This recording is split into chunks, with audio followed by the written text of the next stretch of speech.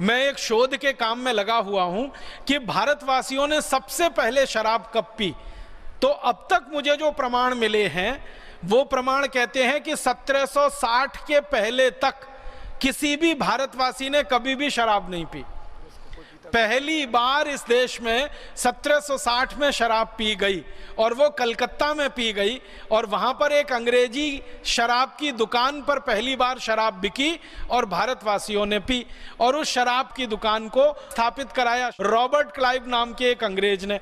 और उसने जब कंपनी का राज चलता था इस देश में, ईस्ट इंडिया कंपनी का, तो कानून बनवाया, कानून से लाइसेंस दिया गया और उस लाइसेंस के आधार पर कलकत्ते में पहली शराब की दुकान खुली 1760 में और उस शराब की दुकान पर आकर भारतवासियों ने शराब पीना शुरू किया। रॉबर्ट क्लाइव के समय में जब यह शराब की दुकान खुली और जिस अंग्रेज अधिकारी की पहली नियुक्ति इस दुकान पर हुई, उस अंग्रेज अधिकारी को एक बार लंदन की संसद में बुलाया गया था बयान देने के लिए। तो वो अंग्रेज अधिकारी जब लंदन गया संसद में बयान देने के लिए तो उससे पूछा गया कि बताओ तुम्हारे शराब का धंधा कैसा चल रहा है। तो उसने कहा बहुत अच्छा चल रहा है। तो अंग्रेज संसदीय समिति के सदस्यों ने कहा ये तुम क्या बोल रहे हो, भारत में शराब का धंधा अच्छा चल रहा है। उसने कहा हाँ बहुत अच्छा चल रहा है। तुम्हारे पहले कैसा चलता था? उसने कहा मेरी शराब की दुकान खुलने के पहले तो कोई शराब पीता ही नहीं था।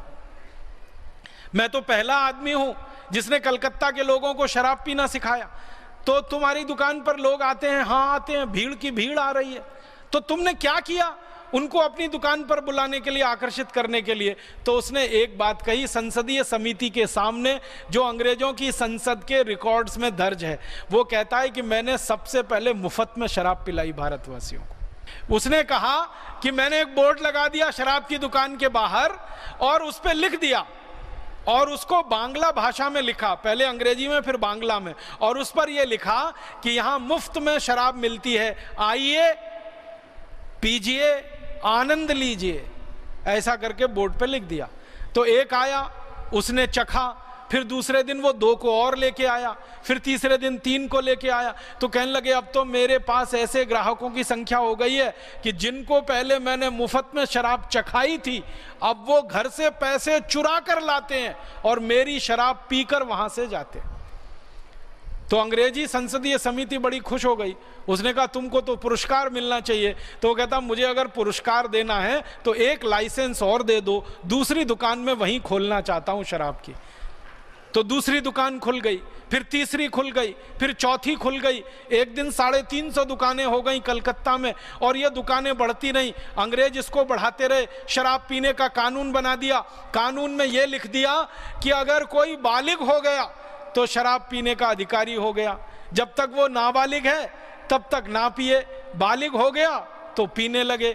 अब हमारे यहाँ अंग्रेजों के ज़माने में बहस चली कि भारत में कोई बालिग है या नाबालिग है, इसकी उम्र क्या मानी जाए। तो आपको सुनकर हैरानी होगी, मैं सबको बताना चाहता हूँ कि सालों साल अंग्रेजों ने बालिग होने की उम्र 14 साल रखी, फिर उसको 16 साल किया, फिर आते आते वो 18 साल हो गई।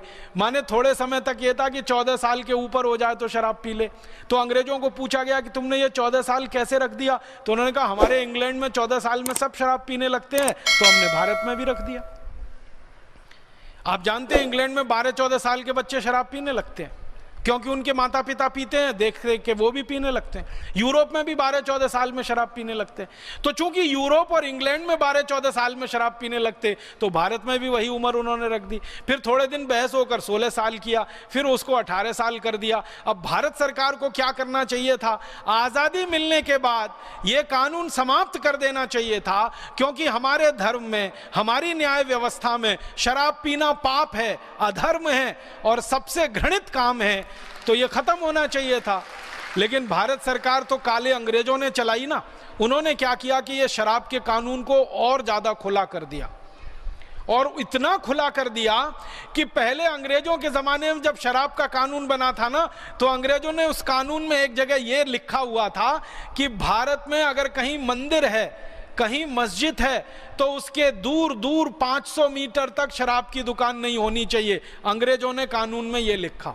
मंदिर है, मस्जिद है, गुरुद्वारा है, चर्च है, कोई धर्म स्थान है, उससे 500 मीटर दूर तक कोई शराब की दुकान नहीं होनी चाहिए। फिर इसी में अंग्रेजों ने एक और वाक्य जोड़ा था कि विद्यालय है, विश्वविद्यालय है, कॉलेज है, तो उसके दूर दूर 500 मीटर तक शराब की दुकान नहीं होनी चाहिए। इन काले अंग्रेजों ने तो उसको भी हटा दिया उसमें से। इन काले अंग्रेजों ने आजादी के बाद जो कानून बनाया है, अब वो कानून ये है कि मंदिर के सामने शराब की दुकान है, मस्जिद के सामने शराब की दुकान है, गुरुद्वारों के सामने शराब की दुकानें हैं, और खाली शराब की ही दुकानें नहीं है, उससे ज्यादा और भी घृणित काम करने के दूसरे अड्डे वहां खोले हुए, जुए के अड्डे हैं, वैश्यावृत्ति के अड्डे हैं। ये अंग्रेजों का बनाया हुआ कानून है, और अंग्रेजों के बाद काले अंग्रेजों का बनाया हुआ कानून। परिणाम यह हुआ कि जिन अंग्रेजों ने एक शराब की दुकान खोली थी, आज इस देश में काले अंग्रेजों की मदद से लाइसेंसधारी शराब की दुकानें 32,000 हो गई हैं, और अगर आप बिना लाइसेंस वाली दुकानों को गिनेंगे तो वो 1 लाख से ज्यादा हैं। गांव गांव शराब की दुकान खुल रही है। अगर आप कल्पना करिए 1 लाख शराब की दुकानें हैं, तो इसका माने भारत के हर 6 गांवों के बीच में एक शराब की दुकान है। अब काले अंग्रेजों की तैयारी चल रही है कि हर गांव में एक शराब की दुकान होनी चाहिए, माने हर गांव में 6,38,000 से ज्यादा पूरे भारत में शराब की दुकानें होनी चाहिए, सारे देश को शराब में डुबो देना चाहिए। और इसकी नीति कई राज्यों में बनकर लागू हो रही है। कई राज्यों ने तो यहाँ तक तय कर लिया है कि गांव-गांव में ही शराब नहीं मिलेगी, वैन चलाएंगे शराब बेचने वाली। जैसे मरीजों को ले जाने के लिए चिकित्सा सहायता वैन होती है ना, वैसे शराब बेचने के लिए वैन। दिल्ली सरकार का फैसला, राजस्थान सरकार का फैसला, भारत के कई राज्य सरकारें अब वाहन चलाएंगी, मोबाइल वैन चलाएंगी, उनमें गांव-गांव जाकर, घर-घर जाकर शराब परोसी जाएगी और लोगों को बेची जाएगी। हम कैसे कहें भारत स्वतंत्र हो गया? अंग्रेजों ने भारतवासियों को शराब में डुबोया तो उनके पीछे स्वार्थ था कि भारतवासी नशे के शिकार बने, इनको गुलाम बनाया जाए और लूटा जाए। अब आजादी के बाद के काले अंग्रेज भी भारतवासियों को शराब में ही डुबोना चाहते हैं, तो कैसे कहें देश स्वतंत्र है, देश स्वाधीन है, देश आजाद है।